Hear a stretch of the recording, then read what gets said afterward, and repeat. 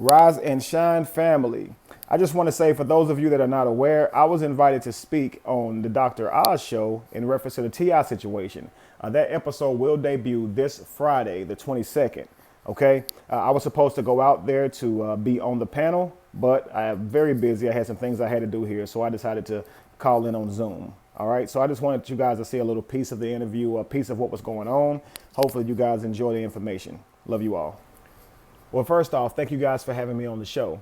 But I want to say that while T.I., who is a public figure and a very powerful voice on many issues, while he has shined light on this particular topic due to a recent interview, I just want to say that it is not new.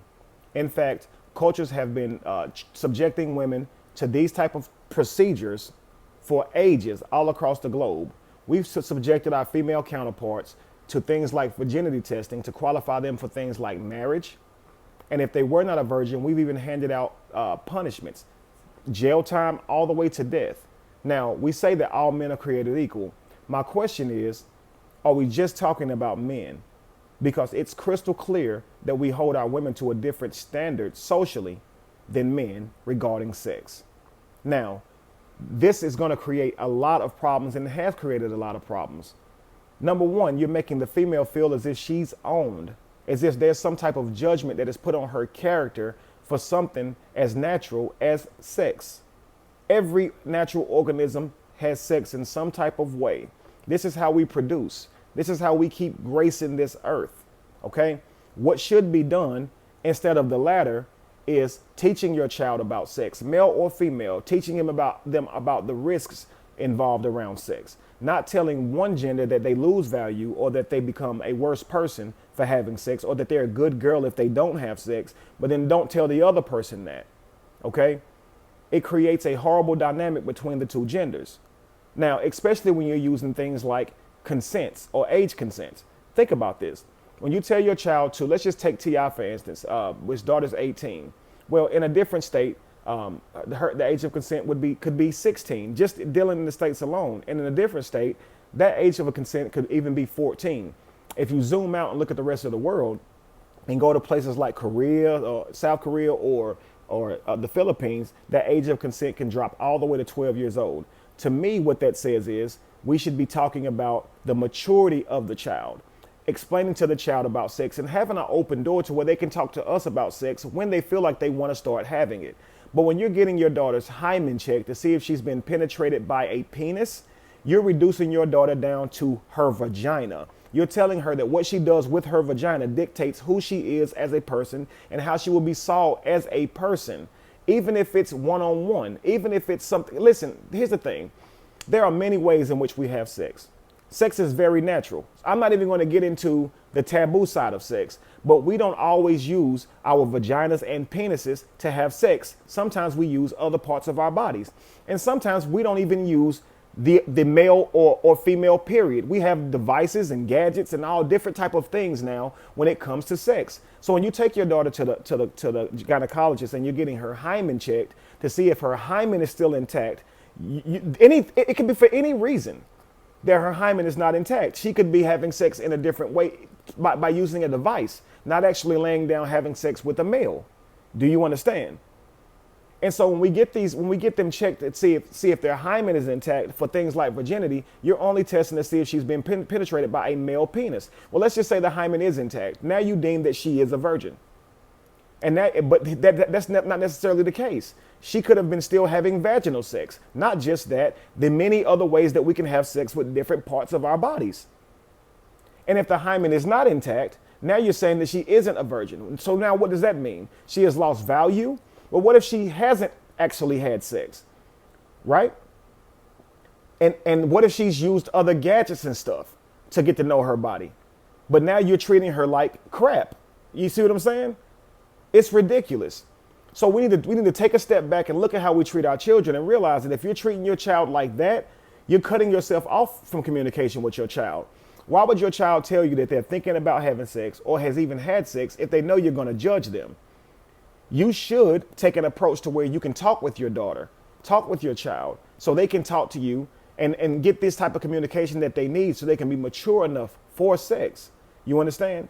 Because if you don't, your child can literally leave your home and be a fully adult female and still be immature when it comes to sex. And the person that she has sex with could use the fact that she is immature when it comes to sex and then subject her to the same type of treatment that you did as a father, controlling her. And she'll probably be more susceptible to it because she's already used to that type of treatment. In fact, I have even dated women who told me I wasn't controlling enough because that's what they were used to. Do you understand? I feel like if we step away and look at this thing, look at the big picture and understand that there is a person, a human being attached to that vagina that you are judging, the world can be a better place.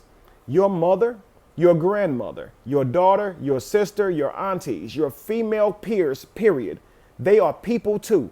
And you cannot subject them to negative stigmas, telling them they've lost their value, tell them that they're not a good girl or are a good girl based on sex and surrounding sex. We know that does not make you a less moral person. And we know there's no way to get your value checked. And we know that checking the hymen is not a good way to even test for virginity. If you're treating your sons differently than your daughters, I'm telling you, you're going about it the wrong way. We should explain to our sons as well as our daughters all of the risks surrounding sex. Okay? All of what it entails, what it involves. We are the parents. We've had more experience in this world than them. And if you're their biological father or mother, I'm going to assume that you had sex before them. And this is how they got here, meaning that this gives you experience. Why would you want your child getting information about sex or any other big deal type of topic from someone else or the students that's their same age? That information should come from you. And if you're telling your child not to do it and that you'll think less of them if they do it, now you've just now closed that line of communication.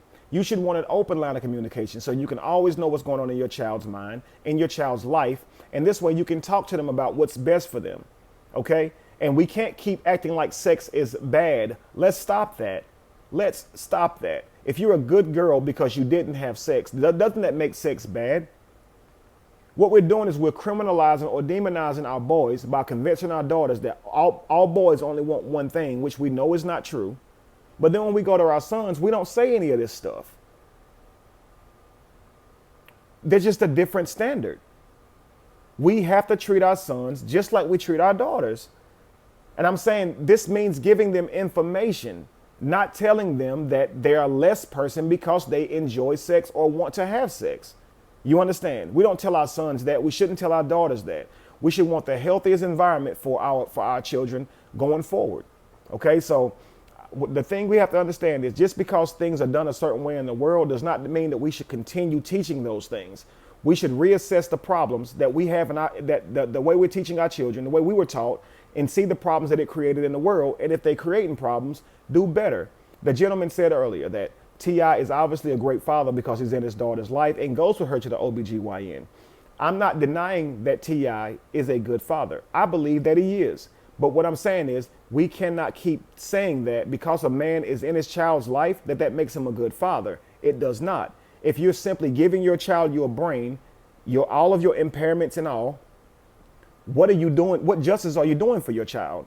We should be weighing what we have been taught to right or wrong before we present this same type of information to our children. To me, this is what makes you a good parent. If you're simply just teaching your children what you were taught and you're not examining if it's really good for the world socially, then you're not a good parent.